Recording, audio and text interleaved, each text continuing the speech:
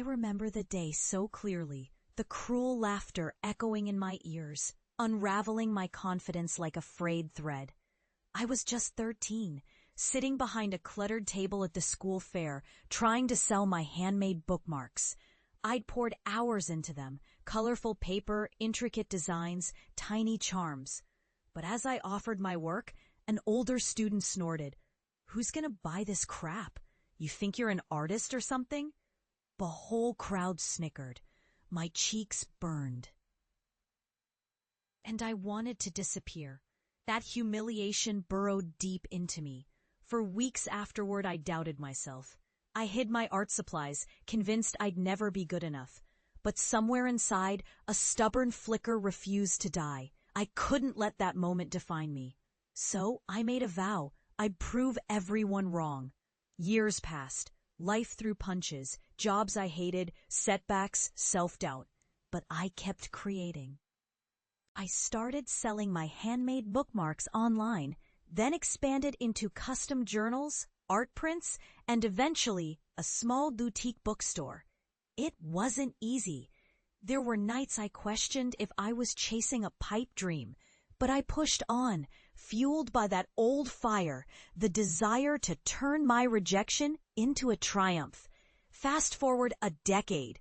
My bookstore chain now spans several cities, each one a haven for readers and artists alike.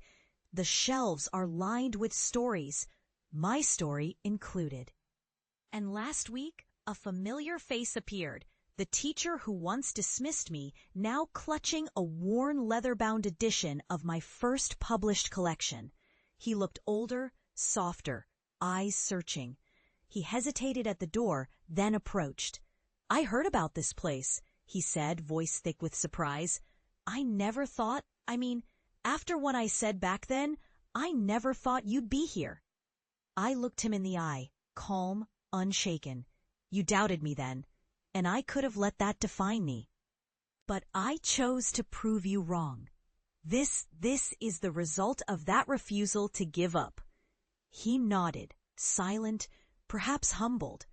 I reached out and handed him a bookmark, one of my original designs, now framed behind glass. It felt like a full-circle moment. The same piece I once sold for a few dollars at a fair, now a symbol of resilience. As he studied it, I realized that the greatest revenge isn't turning others down or tearing them apart. It's building something so undeniable, so authentic, that it echoes long after the laughter fades.